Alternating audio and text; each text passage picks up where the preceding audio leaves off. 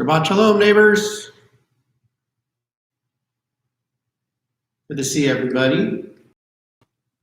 Certain that many of us will join for Shabbat services in about a half hour.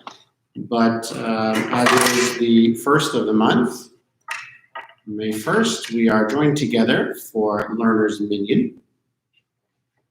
So I've been trying over these last months while we've been in quarantine to try and provide some information regarding prayers that can be said at home. So last month we did Kiddush, and we'll continue with that sort of vibe of things that you can learn and do and try when you're at home.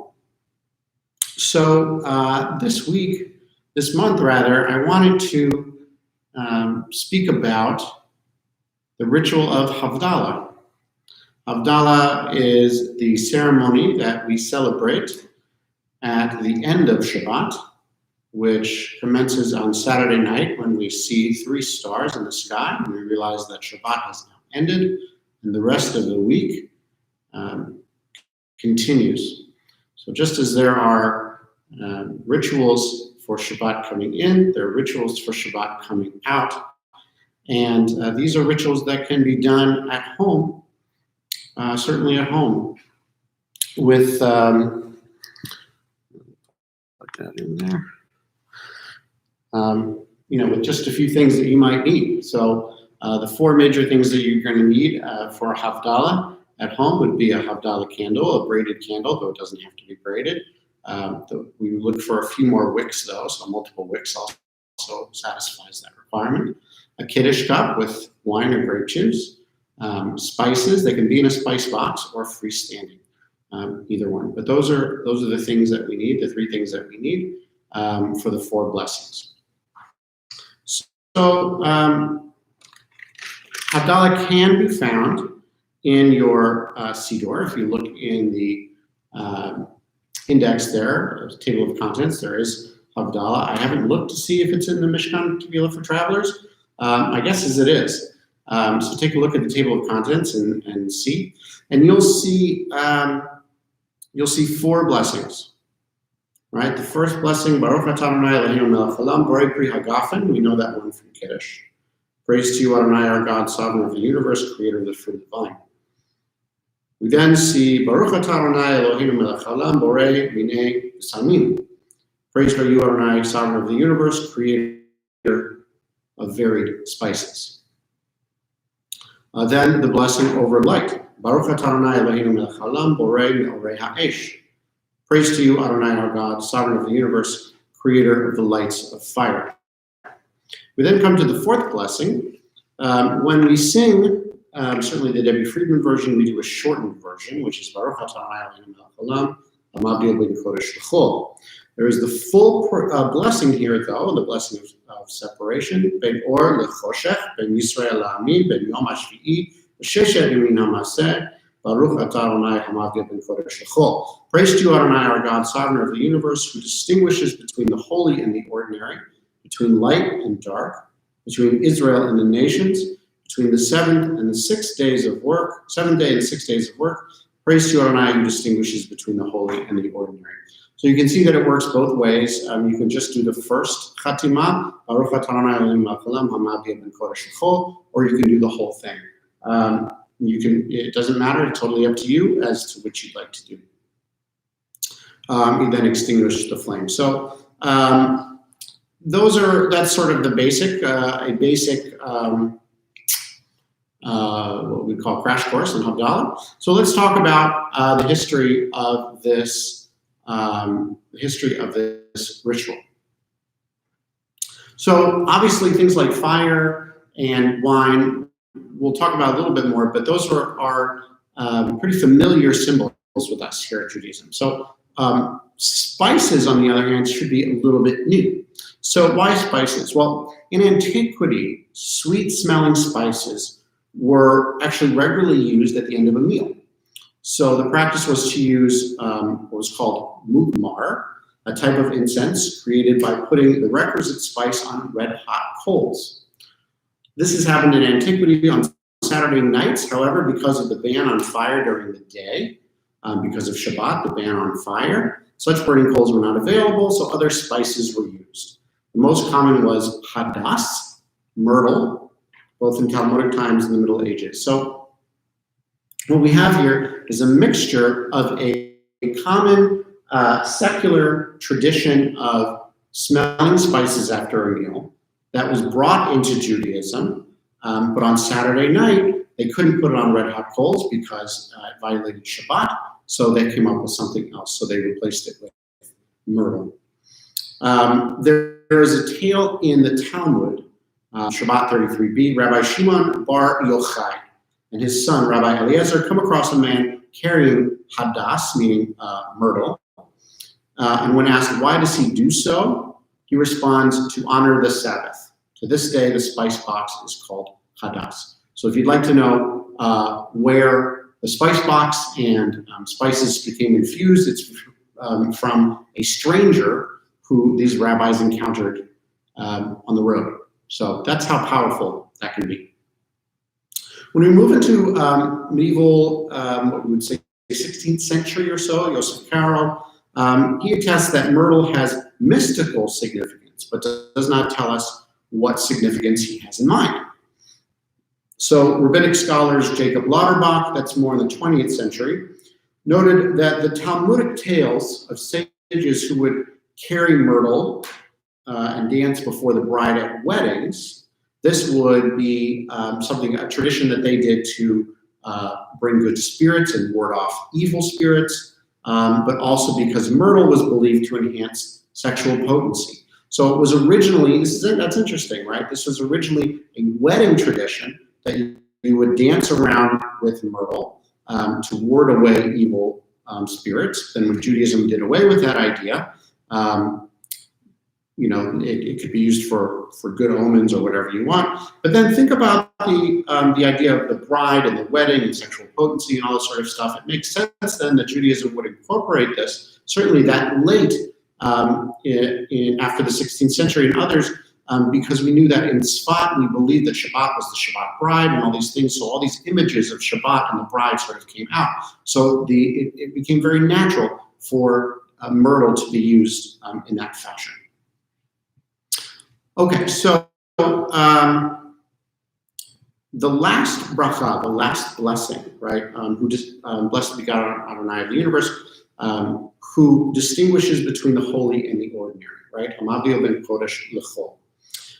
This actually comes from a medieval piyut, a poem, attested to by Mordechai ben Hillel HaKohen, 13th century. In his commentary on the Talmud, he says, I have heard that the poem, the one who distinguishes between the holy and the ordinary, will forgive our sins, was established to be said aloud in the synagogue at the end of Yom Kippur. So, in other words, this originally, we believe in Talmudic times, was a bracha or something that was said during Yom Kippur. It was moved later to Havdalah because people like the idea of distinguishing the holy and the ordinary. So let's talk Havdalah in general. The Rambam, Maimonides, our 11th century, 12th century scholar, he sees Havdalah as a biblical requirement. A biblical requirement of the aspect of the sanctification of Shabbat. So he's using what we would look in the Torah as Exodus 28, chapter 20, verse 8. Remember the Sabbath day and sanctify it.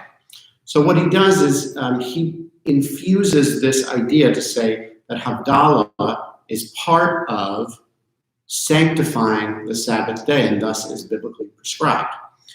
Kiddush and Havdalah are, he says, two aspects of one sanctification of Shabbat. And the Rambam says, a Jew must remember Shabbat and its entrance and its exit. And its entrance with Kiddush and its exit with Havdalah. So what he's doing is he's saying, we can use this verse in Exodus to give a pseudo-biblical origin to Havdalah. And our scholars always like to do that, and commentators always like to do that because it holds more weight. But that idea is not shared by everyone, nor is it certainly clearly supported by the Babylonian Talmud, who recognizes Havdalah for what it truly was, rabbinic or even proto-rabbinic innovation, probably by the men of the Great Assembly. So while it's fun, I guess, to say this can be connected to biblical sanctification, there's no real proof of that. It's obviously a rabbinic invention, and there's nothing wrong with that. So you might not know this, but there are actually two Havdalah rituals that the Talmud distinguishes between. There's the one that we do at home, and there's one that's in the insertion, actually, of the Amidah of a Saturday evening Ma'ariv service. The Havdalah that we're talking about tonight, obviously, is the one that we do at home, not the one in the Saturday night Ma'ariv service. But because there were two originally, the Talmud wonders if really both are necessary. If you're going to do the Saturday night Ma'ariv service and then Havdalah at home, you really need to do it twice.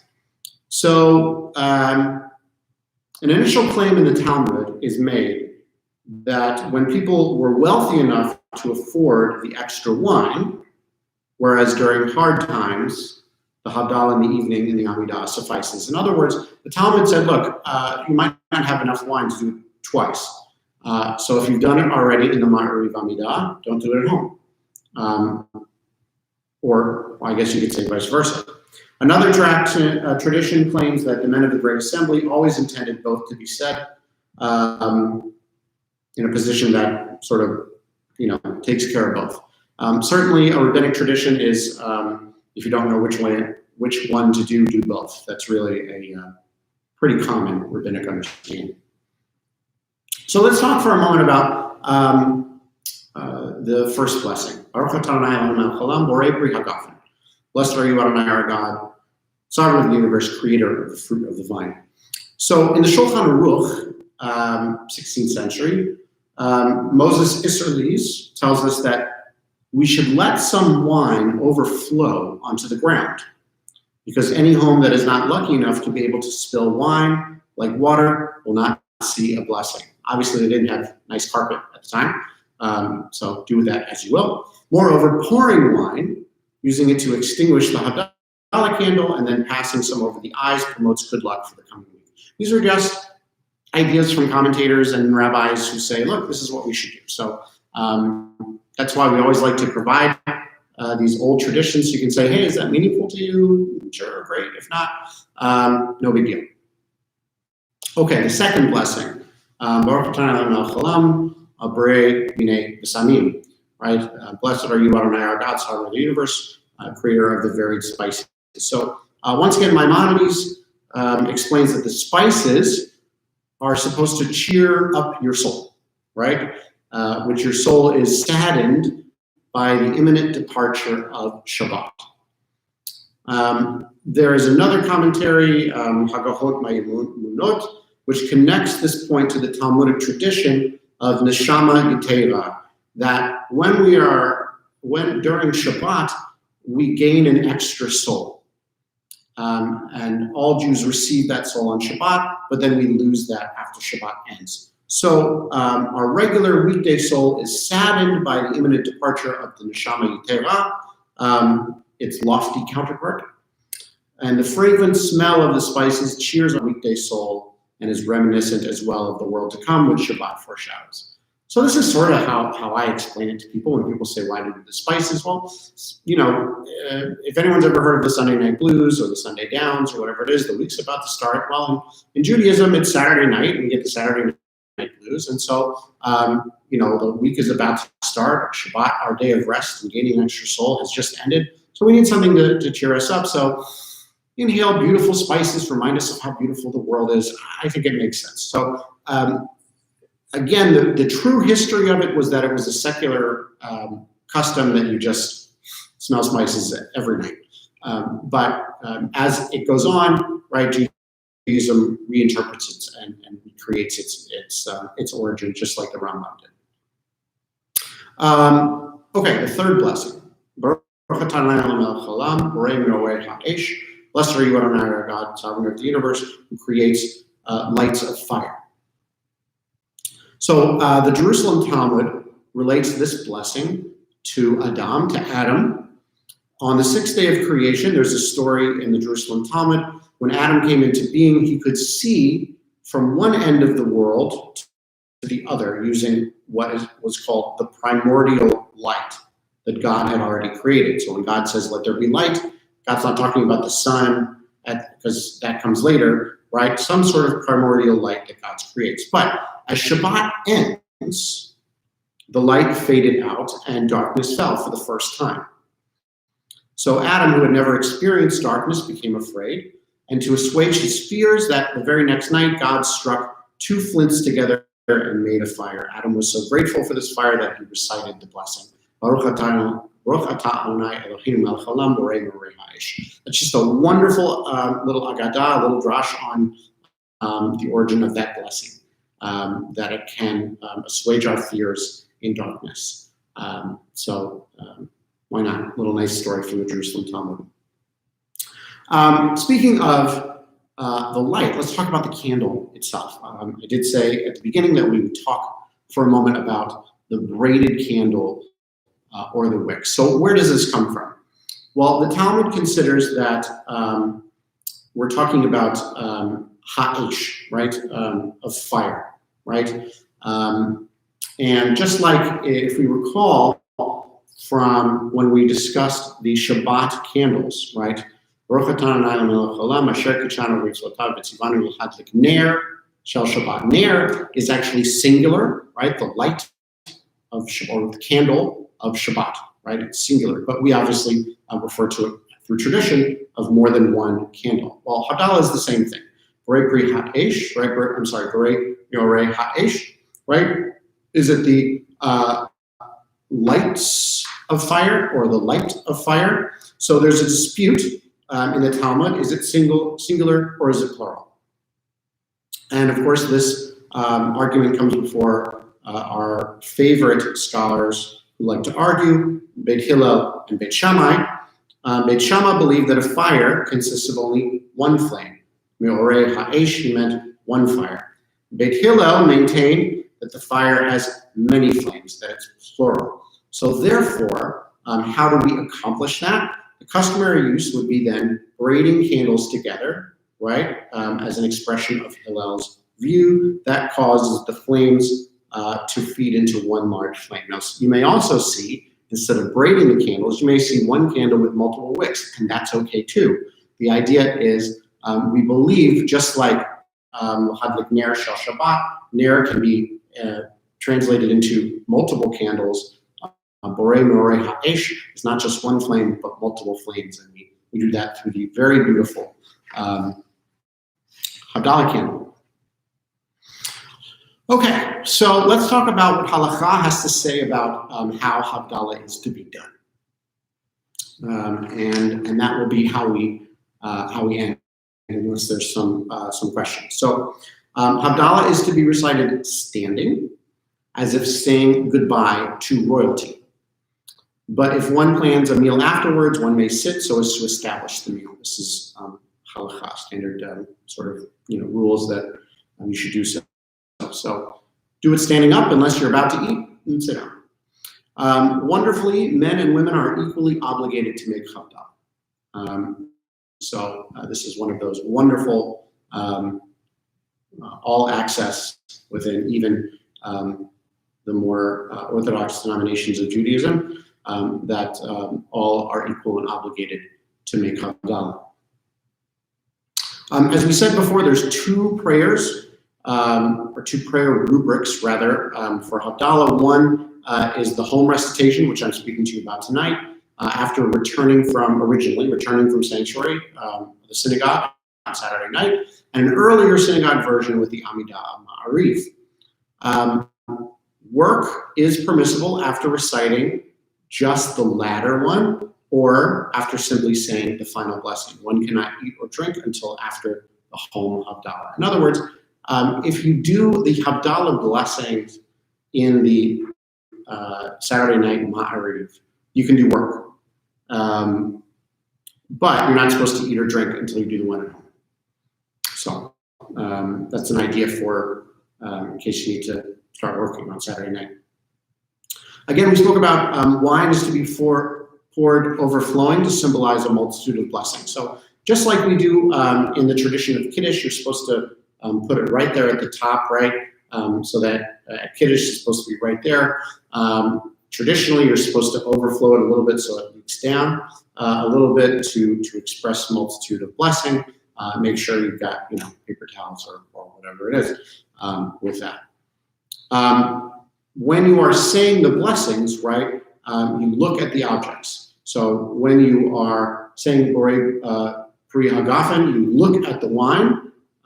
That's the symbol of the blessing. When we hold it up and we look at it, we say Borei Minyan Fisamim. You hold and look at the spices, and then you inhale. Right, that's the object of the blessing.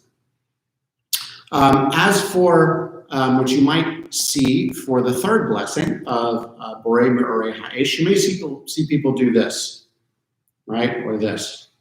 People who don't know what that is. What they're doing is taking a look at the difference in how light hits our hand. So when you place it down like this, you'll see that there's shadow, that there's darkness that's created. Whereas if you put it like this, there's no shadow. So there's light and darkness. So what you're doing is you are reminding yourself of the power of light and fire to distinguish between light and darkness, which is the final blessing that comes after the fourth blessing, who distinguishes, holy from the ordinary, etc. So you'll see people go back and forth, just a reminder of the power of light, that you can distinguish between light and darkness. Finally, the tradition is that after the fourth blessing, you extinguish the candle with the wine. Now, as we read, you, with the whole pouring it out and multitude of blessing, you would pour it over it. Obviously, for logistic reasons, it's perfectly okay to put the candle inside the wine, and that way there's no mess. But if you want to know where that came from, that was that idea, is that you extinguish the flame with your multitude of blessings, so that the That sounds, when you hear that, is not only the end of Shabbat, but also a reminder of the blessings that you have for the rest of the week. The precise definition of all of this, and origin of all this, of Havdalah, it's elusive. There's stories here and there in Babylonian Talmud, Jerusalem Talmud, that sort of stuff. But its ritual elements, as you can tell, are very much connected to Shabbat. So Kiddush and light and all these sort of things. We talked about how spices were also connected in that way. But the idea is that the rabbis believe that the term Havdalah is functionally equivalent to Kiddush, and that both in some way signify separation between the sacred and ordinary time. When we say Kiddush, we begin Shabbat, which means we move into sacred time and away from ordinary time. When we do the Havdalah prayers, we distinguish between sacred and the ordinary, and we go back to ordinary time. This idea of sacred and ordinary time, if you want to read more about that, that's Abraham Joshua Heschel, who loves to write about that sort of idea of holy time and this sort of thing. So really beautiful thing. So I certainly encourage you on, if you have these materials, to provide do a small Havdalah ritual, just in the way that we encourage people to separate Shabbat from the rest of the week, whatever that means for you. This is a way to remind yourself that the rest of the week begins and the end of Shabbat. It's a nice little, timestamp reminder for you. And it's a beautiful ritual with beautiful music. So if you need help getting materials for Havdalah, I'm certain we can provide some to you. But if you have those, wine, Havdalah candle, some spices, that's really all you need to perform that at home. It's a beautiful ritual to do when you see sundown, or rather 3 stars at night, for when Havdalah begins at the end of Shabbat. So that's where we'll end for our Learner's Minyan this month. I hope that you guys enjoy it and you will attempt to do Havdalah. And if you have any questions, please let me know. Just for our friends who are watching, is there any questions that you might have? Feel free to type them in, and I will try to answer them. And in about 5 minutes, we will start our Kabbalat Shabbat services. Okay? So I'll wait to see if there are some questions.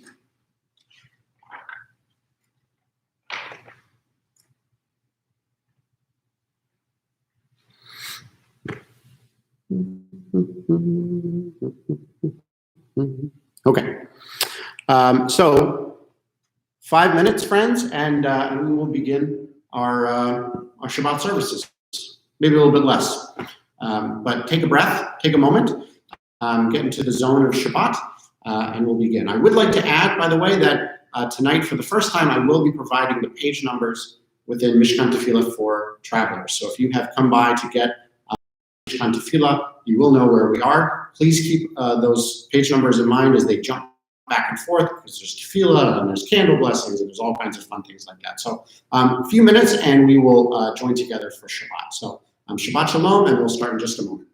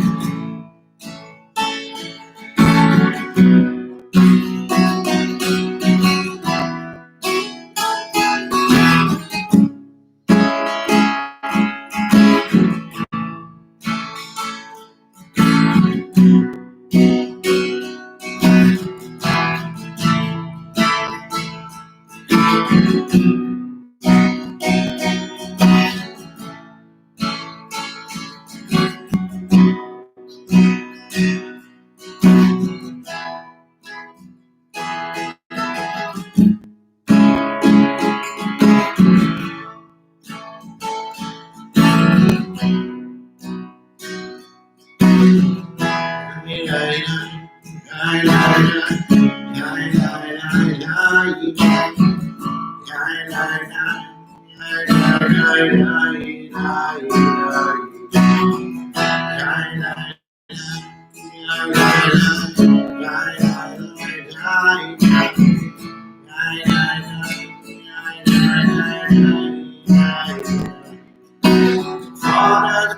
marketplace where there's a song on the wind and a joy in the tunes. Shabbat has arrived in the world, scattering the song in the silence of the night, and eternity is our name.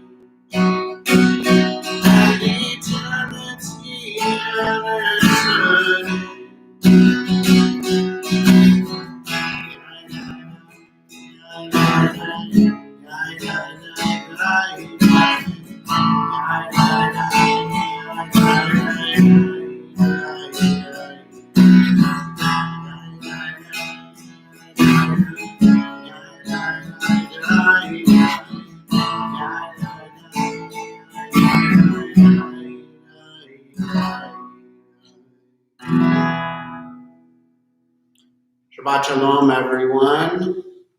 So wonderful to see so many with us on this Shabbat, joining us together in our virtual community as we worship together and come together as one. We invite you at this time to prepare your Shabbat candles at home if you have not already done so. In the blue Siddur, it's page 120. If you have our new Mishkan Tefillah for Travelers, we turn to page 224 to bring light and warmth into our homes and into our world. I will light the blessing of the candles behind us, and then we'll sing the blessing together. So if you have not lit your Shabbat candles, please do so with us here at Temple Israel. The two candles remind us of the commandments to shamor v'zachor, to guard and to remember the Sabbath.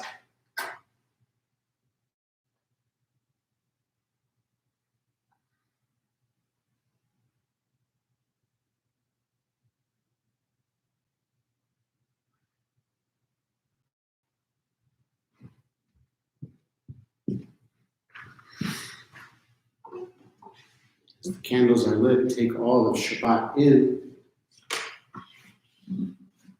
Close our eyes and join together.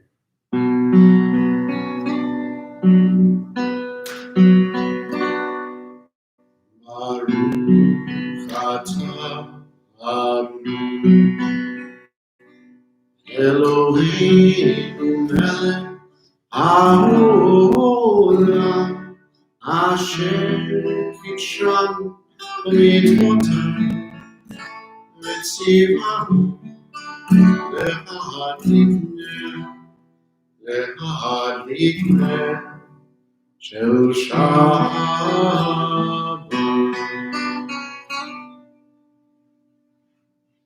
Warmth and light in our homes, we say Shabbat Shalom.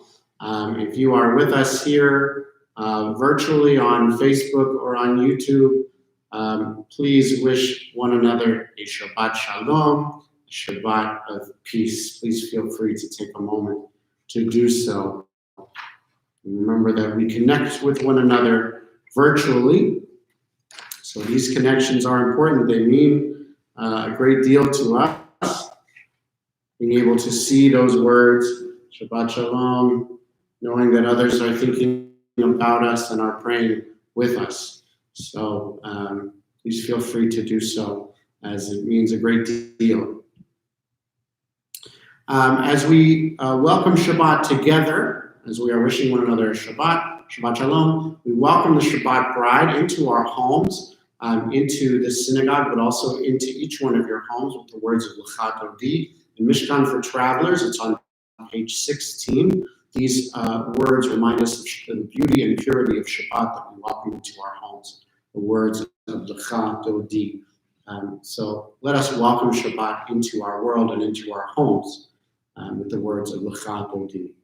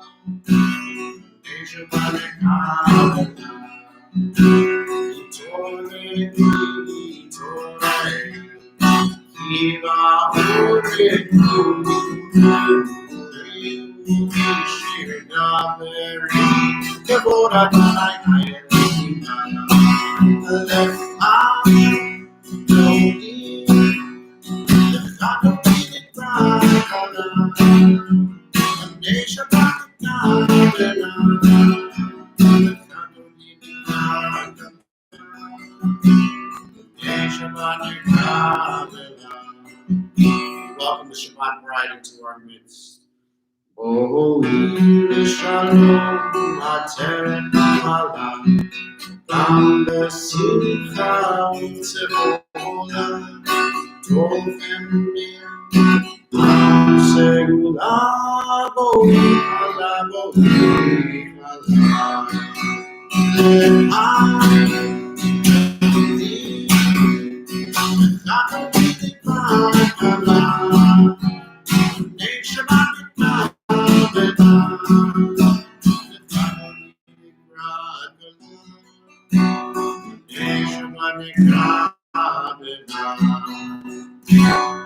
Beloved Shabbat, come to meet the bride. Beloved, come to greet Shabbat. Let words which we must say together, words of Baruch Hu. Mishkan Travelers, page 24. The Baruch Hu has long been a moment for us to check in with ourselves as worshipers and make sure that we're ready to move into the next rubric of prayer. Sometimes we need a little reminder to get us jazzed up into the next rubric, and the Baruch Hu reminds us of that and allows us to do a little self-check-in. Are we really present? Are we ready to pray? And so, praise Adonai, to whom our praise is due. Praise Adonai, to whom our praise is due, now and forever, are the words we sing together.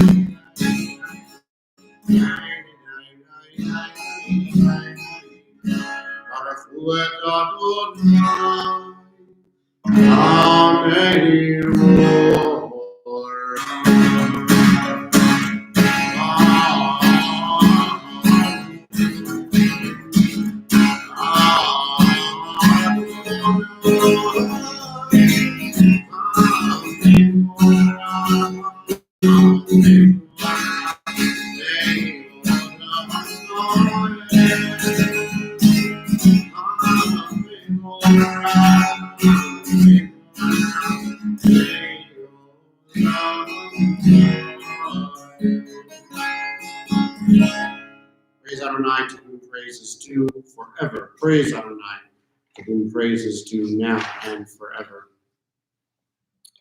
Our interpretation of Ma'ariv Aravim, the prayer that blesses God for rolling light into darkness and darkness into light, are the words of Roll into Dark by Noam Katz.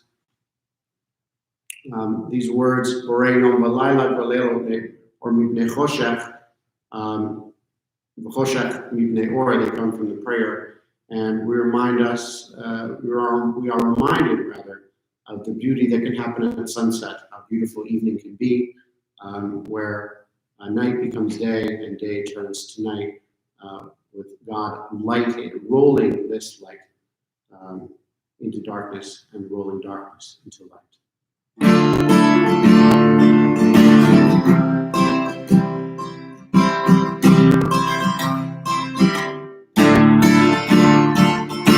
Rolling to dawn, rolling to light, night becomes day and day turns to night.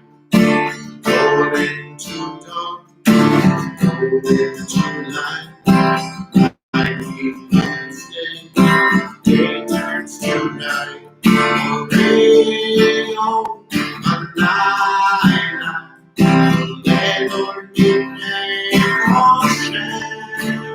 Let Lord give me caution. Caution give me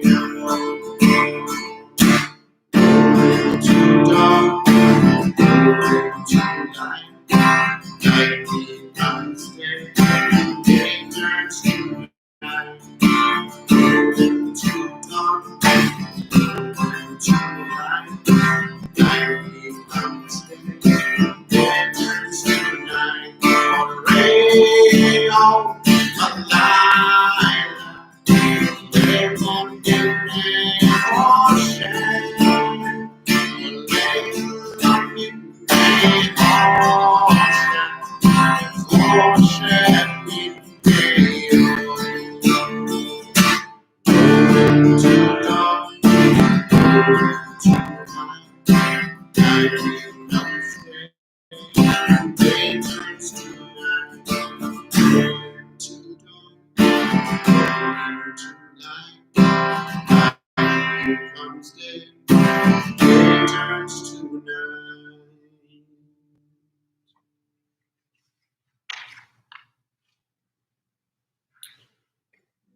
We come to the watchword of our faith, our declaration of monotheism, words of Shema and V'ahavta. Mishkan Tefillah for Travelers, page 30. These words, which are said in the morning when we wake and said before bed, the last words we are to say before we leave this life, they are the holiest in Judaism. And we say them loud and proud together, virtually as one community.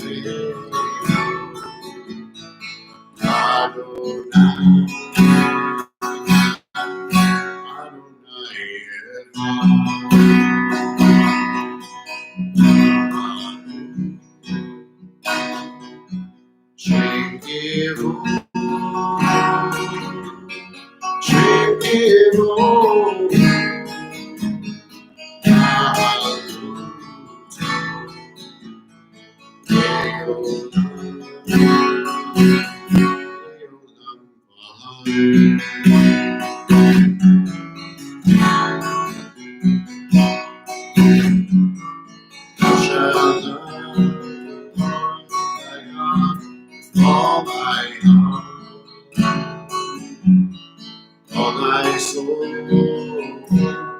and with all thy mind. And these words which I command you on this day shall be upon thy heart, shall be upon thy heart. Thou shalt teach them diligently unto thy children. Thou shalt speak of them when thou sittest in thine house, when thou walkest by the way, when thou liest down, and when thou risest up, and when thou risest up, thou shalt bind them for a sign by thy hand. They shall be for frontlets between thine eyes. Thou shalt write them on the doorposts of thine house, and upon thy gates, and upon thy gates. Ye may remember all of my commandments, and be holy unto your God, unto your God, unto your God.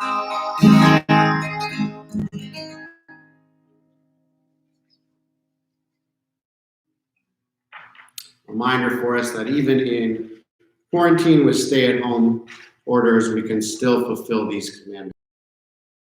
Children, speaking of her in our home, when we are walking, hopefully safely, when we lie down and when we rise up, we continue to express our faith.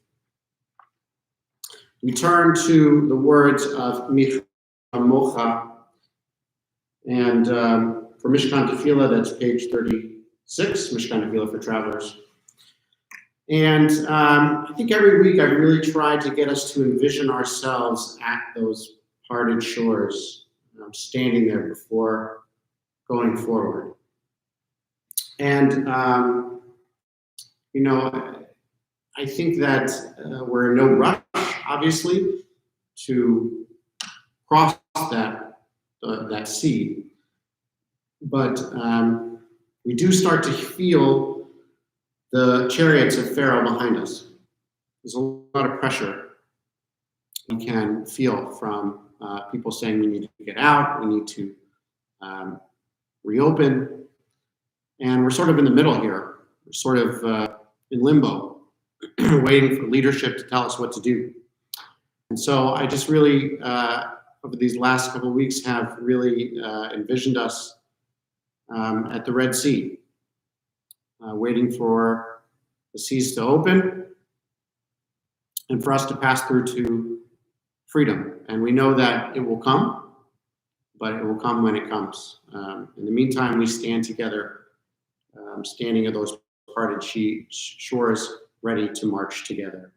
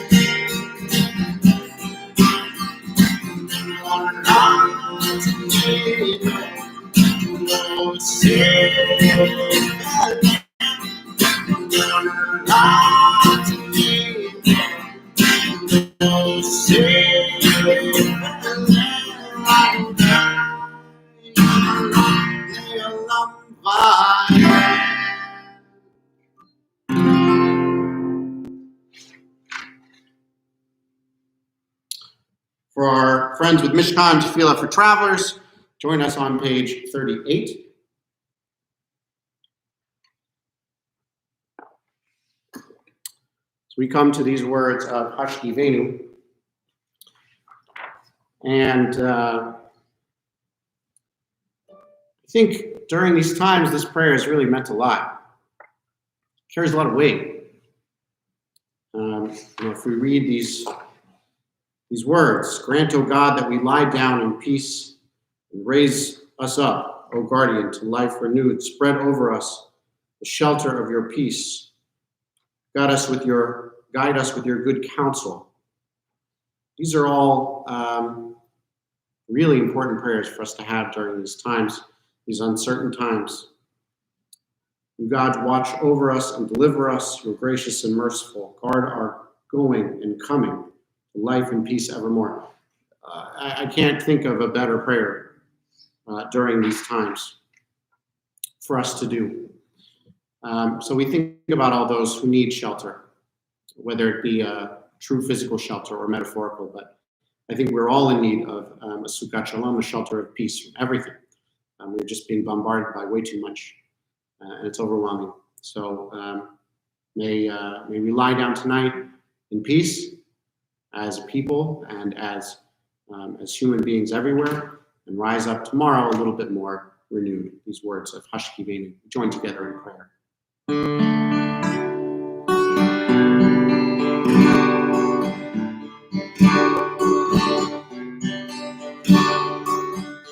Hashkivenu Adonai Eloheinu Shalom, Shalom. Amidei Shomreinu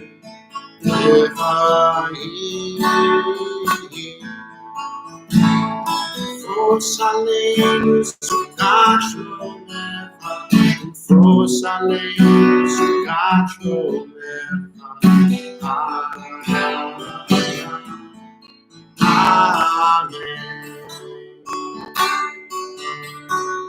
Shelter us beneath thy wings, O Adonai. Guard us from all harmful things, O Adonai. Keep us safe throughout the night, till we wake the morning light. Teach us daily wrong from wrong, O Adonai.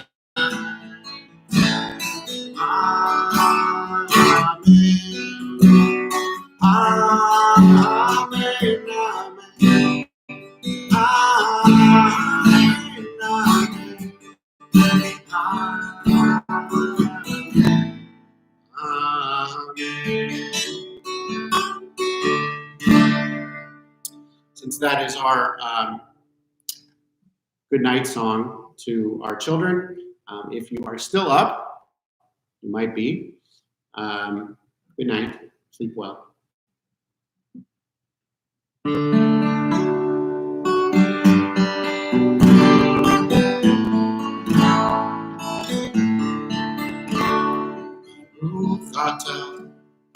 Tadonai, Amorei Sukkot Shalom, Shalom Aleinu, Olam Yisrael.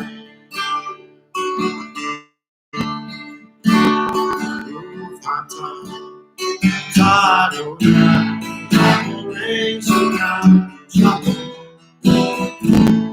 Shalom Aleinu, Olam וים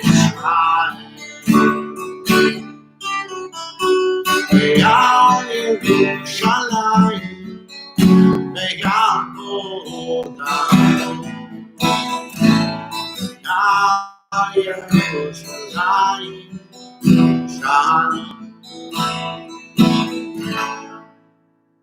ברוך אתה אדוני הבורא שלנו שלום עלינו כל עמו ישראל שלום עלינו כל עמו ישראל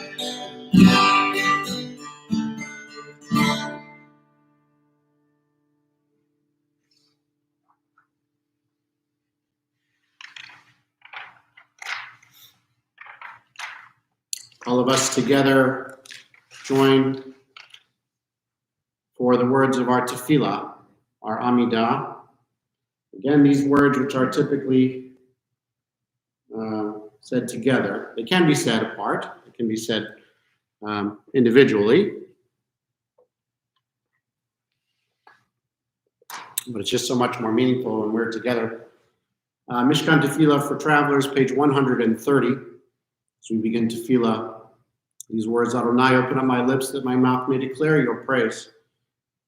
As I said last week, sometimes during times like these, it's hard for us to be ready to pray, and we need a little help.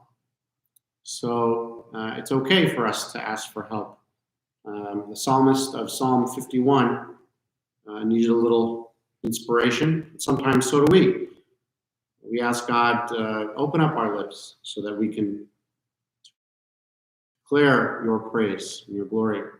But sometimes it's a little hard for us to do that, so we need a little nudge, and that's how we begin our Amidah, that little nudge.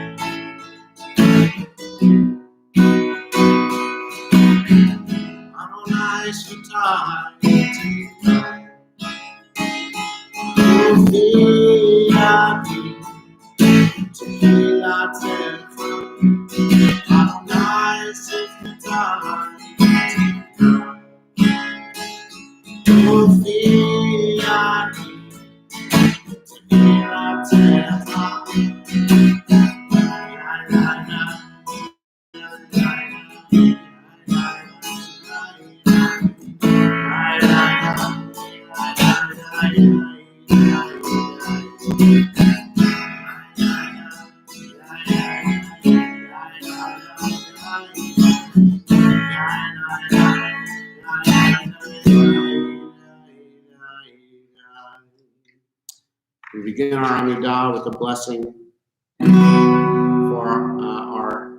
for God to be the Magen Avraham Be'ezrat Sarah, the protector of Abraham and Sarah. Baruch atah Adonai Eloheinu Elohei Avoteinu v'Imoteinu Elohei Avraham Elohei Yitzchak Elohei Yaakov Elohei Sarah, Elohei Rivka, Elohei Rachel, Elohei Leah. El HaGadol HaGibor HaEl Elyon, Gomer Chasadim Tovim, Vekonei Yaakov, Vezocher Hasdei Avot Ma'or, Umevii Kula Lifnei Bneihem, Leman Shemo B'Yachad, Melech Ozer U'Moshiach U'Magin. Baruch atah Adonai, Magen Avraham Be'ezrat Sarah. We turn the page. We're on 134, Mishkan for Travelers. For Atah Gibor, we give a road God's power. Atah Gibor le'olam Adonai, v'chayei hakol atarad le'foshia, morid ha'atal, v'chalkel chayim v'chesed. בחיי יעקב ורחמים רבים, צומח ונופלים ורופא חולים, ומתיר השמים, ומקיים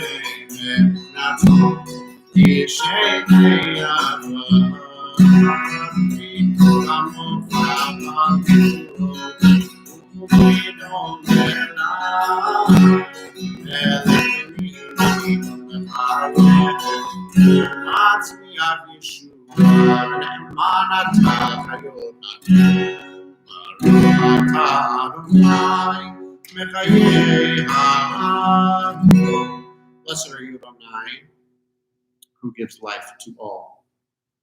On the next page, for God's holiness, we bless.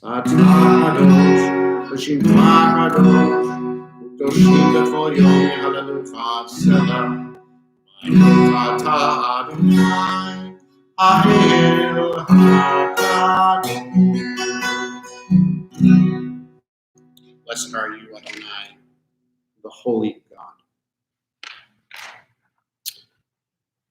We turn to words which we know that the world needs. Words of Shalom Rav. For our travelers, Mishkan Tefillah, page 148. We ask God to grant abundant peace, Shalom Rav, to Israel and God's people everywhere. May it be pleasing for God to bless us in every season and moment. This liturgy reminds us that we must act in a certain way, and we hope that the way that we are acting, the way that we are attempting to live our lives, is enough for God to wish us and bless peace upon us. So these words of Shalom Rav.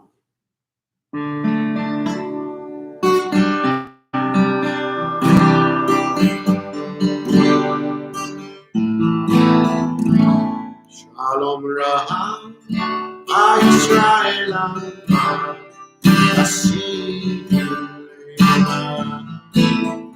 Shalom Rav, Yisrael,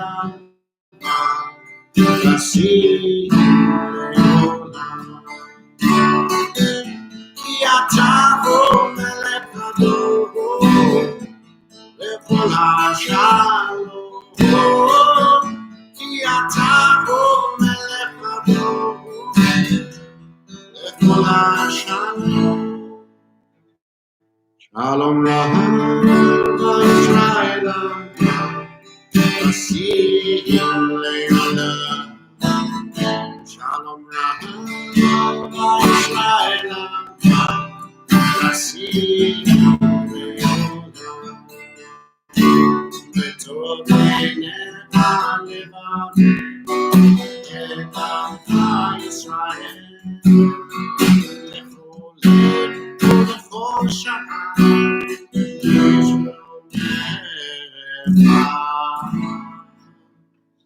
Shalom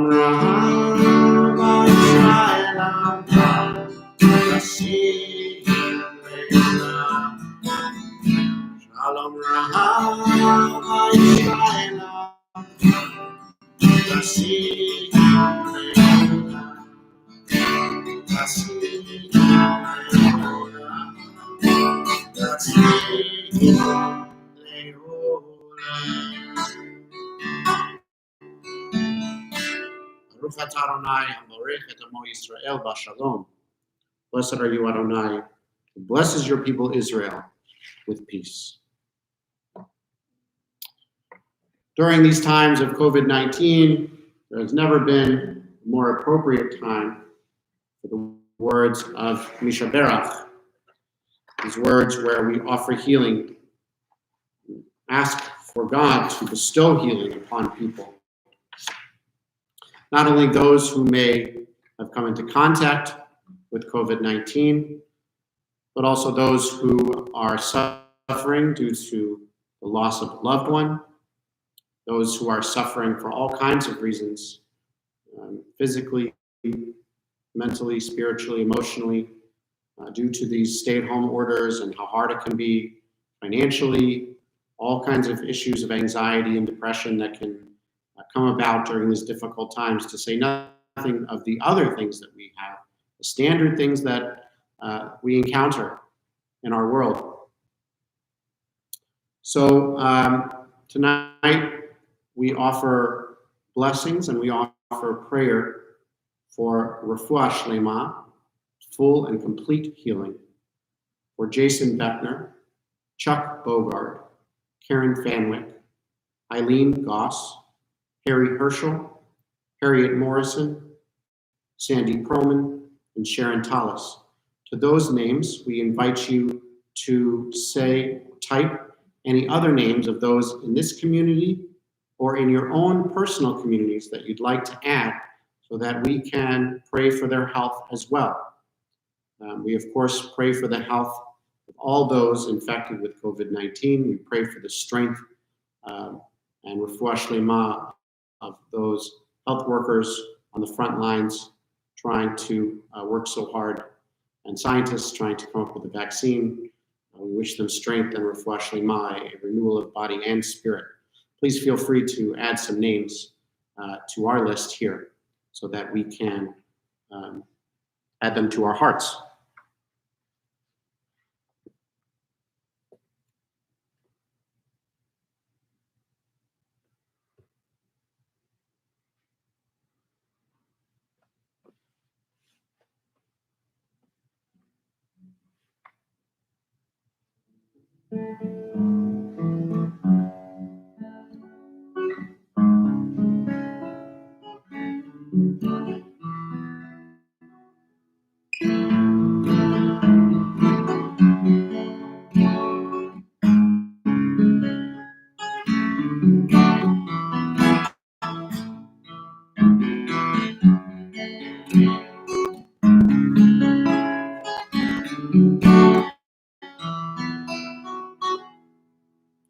Pray together.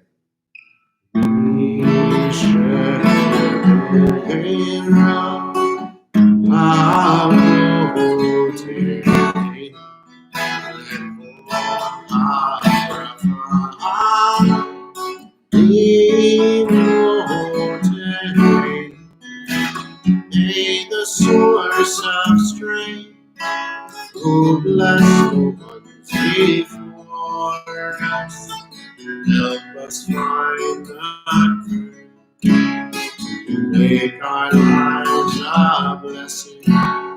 Let us say Amen.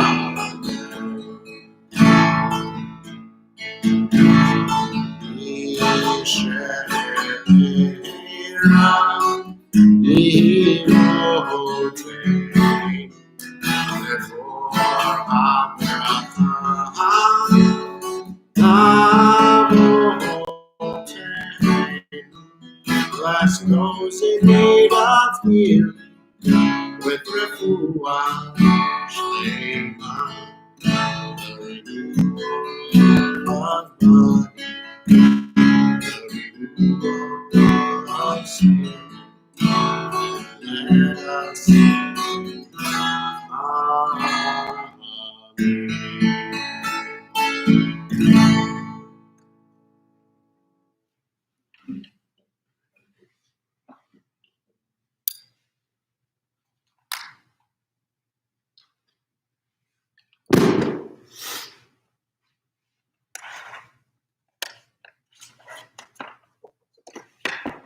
Shabbat shalom, everyone.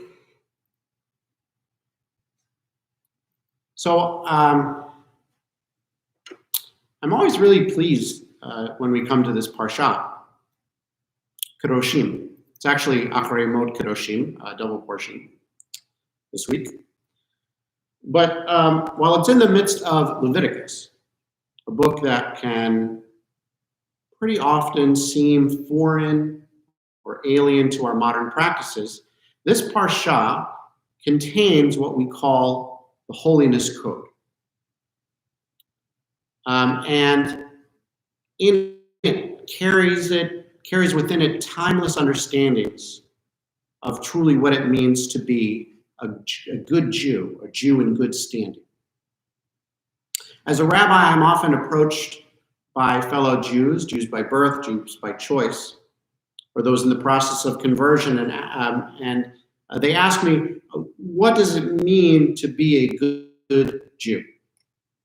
Or am I a bad Jew if I blank,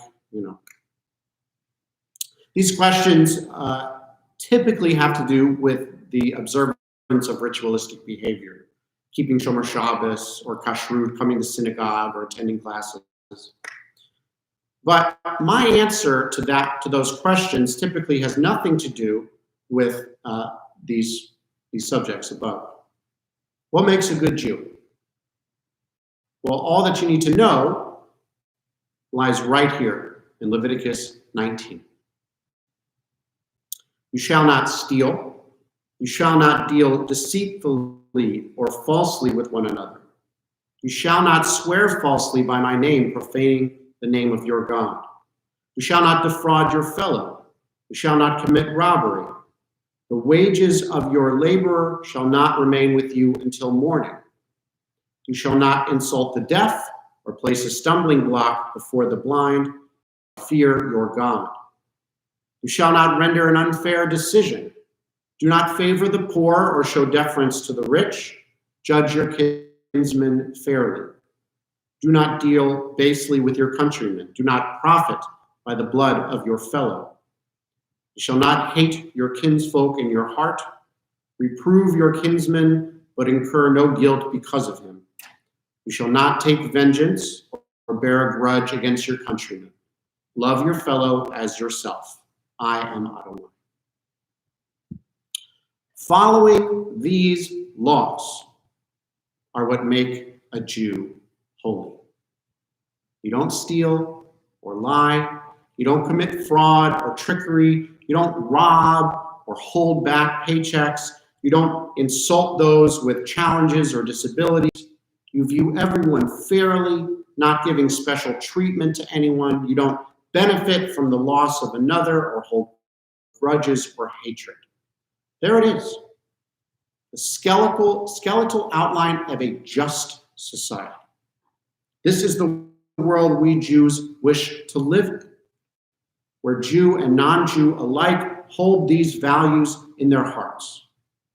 Even within the binary world of the Levitical priests, who feared chaos and confusion and who were obsessed with purity, they understood these to be fundamental elements to making a holy people.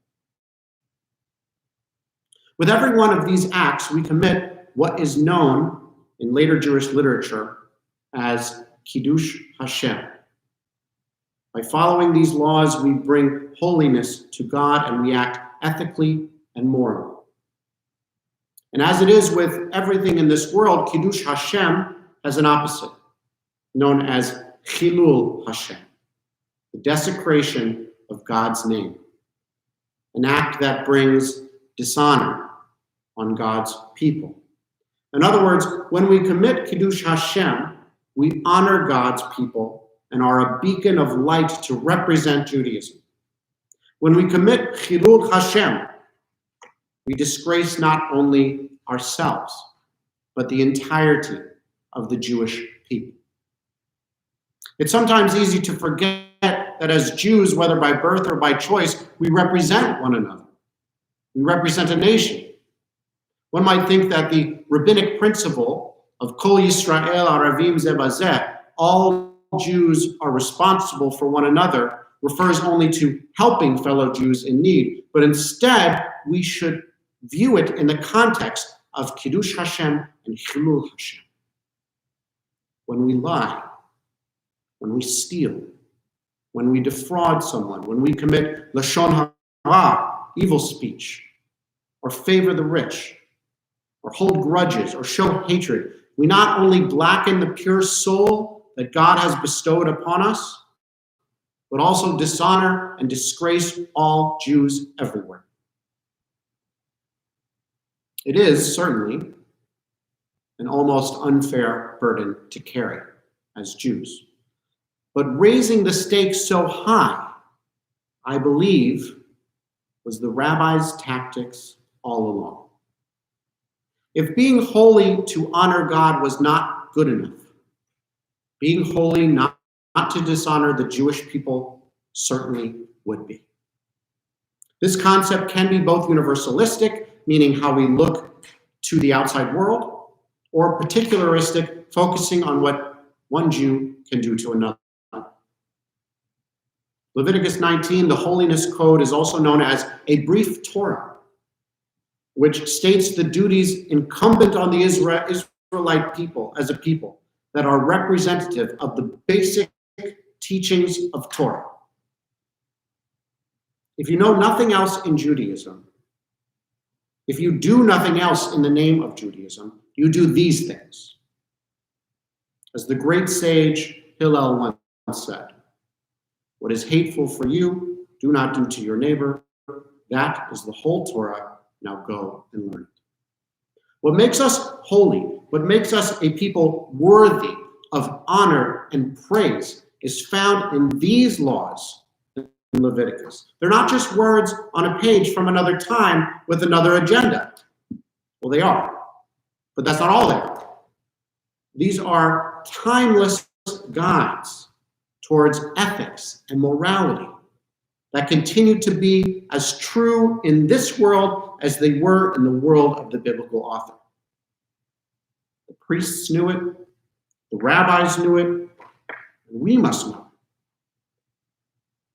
I've never really been a fan of other Abrahamic faiths in regards to the ideas of the other Abrahamic faiths, in regards to acting righteously for a divine reward in the next life. And frankly, neither were our ancestors. They weren't a big fan of that idea either. The Holiness Code and the rabbis who understood Chilul and Kiddush Hashem knew that acting righteously is its own reward. It's the right thing to do, not only for the betterment of ourselves, but to represent a people. So what does it mean to be a good Jew? It's to be Kiddush Hashem, to act in a way that brings honor to Jews and shows the best we can be to our non-Jewish friends as well. To avoid evil practices, deeds that would dishonor us individually and collectively. So this week, whether acting alone or with others, speaking of issues or people, arguing Torah or politics, sitting in meetings on Zoom or in classrooms, remember that the Torah teaches us that when we act well or poorly, it's not only God who is watching, it's the whole world. We as Jews who are taught to be a light unto the nation, friends, we should bear that burden gladly. Shabbat Shalom. Let's take a few moments of silent prayer, reflection, or meditation.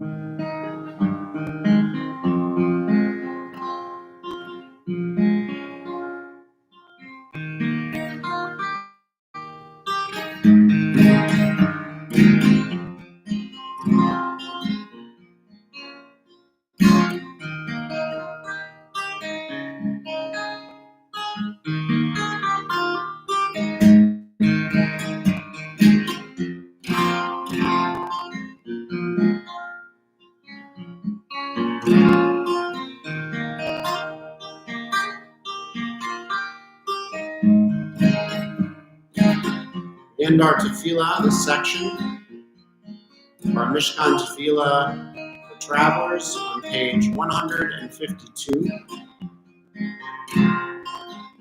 These words, Hiyu Leratzon, the words of my mouth and the meditations of my heart be acceptable to you,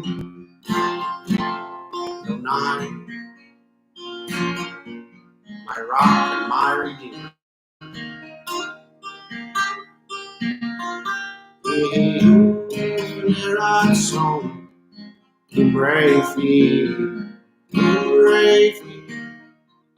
then you'll leave me Adonai,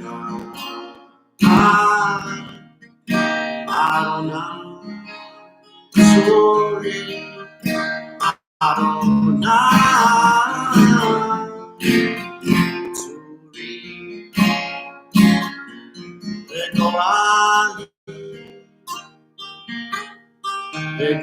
sorry,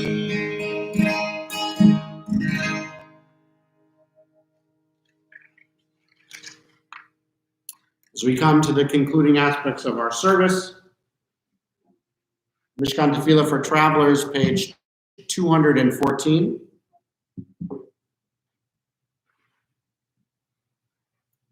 Let us now praise the Sovereign of the universe and proclaim the greatness of the Creator, who spread out the heavens and established the earth, whose glory is revealed in the heavens above, and whose greatness is manifest throughout the world. You are our God, there is none else. V'nahachnu korim u'mishtachavim u'modim lifnei melech malchei hamlachim hakadosh baruch hu.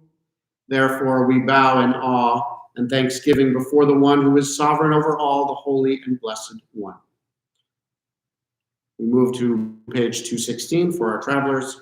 V'nema v'haya Adonai lemelech al kol haaretz bayom hahu yihye Adonai echad, Adonai echad. Thus it has been said, Adonai will be sovereign over all the earth. On that day, Adonai will be one. In God's name will be one.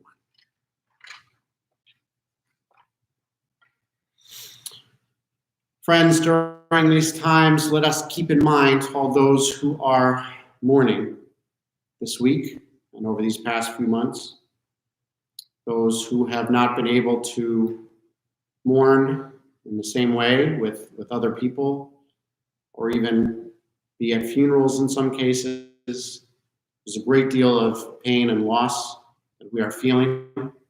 So much death due to COVID-19 and to other causes here in this country and in the world. We keep in mind those who are mourning this week, for those who have passed in recent days or in years past at this season. We honor their memories and we keep them in mind. We are observing Shloshim for Dolores Fishman, and we observe the yahrzeit, the perpetual memorial for Jack Perlman, Mary Friedman, Fannie L. Goodman, Minnie Shafton, Betty Trout, Joseph Rabkin, Lillian Kaplan, and Mary Kaur. To those names, we invite you to add any other names of those who have died in recent days or in years past at this season in our community or in your personal communities. Think, of course, of all those who have no one to say Kaddish for them, the 6 million who died in the Shoah, and those who died defending this country and the state of Israel. And Yom HaShoah was recently in Yom HaZikaron as well, so we keep those in mind. And we think, of course, all those who have died from COVID-19 as patients, and those on the front lines, those health workers who have passed away from natural or unnatural causes in their fight against COVID-19. Please feel free to say a name.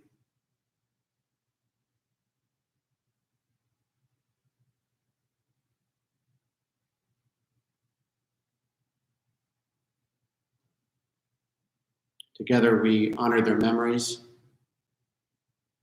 with the words of Mourner's Kaddish. All of us together stand with you all who are in mourning. While we cannot be there physically, we are with you, and we offer our prayers of comfort, and we help you honor the memory of your loved one. Yitgadal v'yitkadash shemei Rabbah, V'alma divra chirutei v'yamlich malchutei. V'chayechon uvyomechon. Uvchaye d'chol Beit Yisrael ba'agala v'zman kariv v'imru. Amen. Yehei shemei Rabbah mevarach le'alam u'lalmei almayim. Yiparach v'yishtabach v'yitpa'ar v'yitromam v'yitnaseh. V'yitadar v'yitalev v'yitalal shemei d'kudusha v'yichu.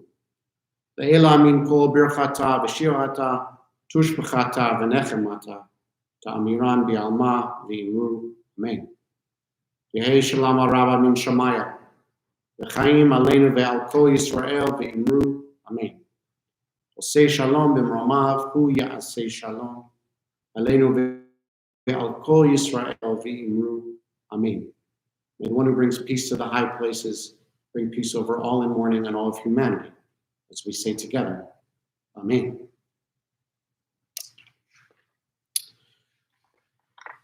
Well, friends, Shabbat Shalom. I want to give you a few announcements before I send you out into your 24 hours of rest. Join us Saturday, May 9th at 10 a.m., again via live stream for Shabbat Shacharit services. I'm certain that our board or president will make a note about what will happen for the next few months in terms of our prayer services. If you saw the governor's announcements, he talked about worship services for 10 people or less, with people 65 or under.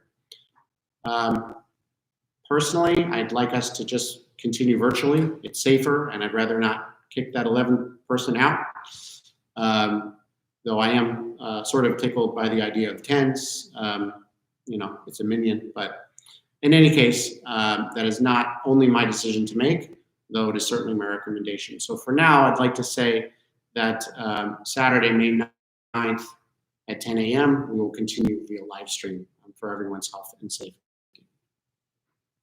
If you haven't yet picked up Mishkan Tefillah for Travelers, as you can tell during this service and through all the services we will go forward, those will be the page numbers that I'm going to be working with.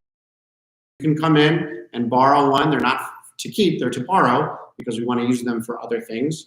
We are asking for a $10 donation to replenish the prayer book fund. I would also note that for those who cannot make that $10 donation, we received a very generous and anonymous donation that can cover your donation there, and has been wonderful to refuel the prayer book fund. So please contact us here at Temple Israel if you'd like to grab one. We'll make sure that you can do so without encountering anybody, and lots of hand sanitizer and all that fun stuff. The 6th episode is up of Torah from a Distance. Next week we'll do episode 7. I'm looking forward to it. Most importantly, friends, this Sunday, 2 days from now at 5:00 p.m. will be our annual congregational meeting. Hopefully you have seen all the flyers and the packets and Thursday reminders and all that stuff so that you are aware of this very important meeting. It will be held over Zoom because of social distancing. So a Zoom link has been sent. So if you need help with trying to figure out how that works, please contact us. You can also call in. There's numbers to call. We just want you to be present so you can hear what the committee chairs have to say, the reports about our financial situation, all the things that we should look forward to and coming together. So as someone who has sat in a Zoom board meeting, I'm very excited for that to be like a board meeting on steroids, seeing all of your wonderful faces. So please consider coming to the Zoom annual meeting. We will really cherish your voice there. Script orders. Script is still a thing. If you'd like to place a script order, please have that to the office by Monday, May 4th. If you have any questions, email the Temple office. So I think it's a great time to do script, a great way to help out the Temple during these tight times, we'll say. The May newsletter is going to be sent out to everyone Monday. So if you didn't get it today, no big deal.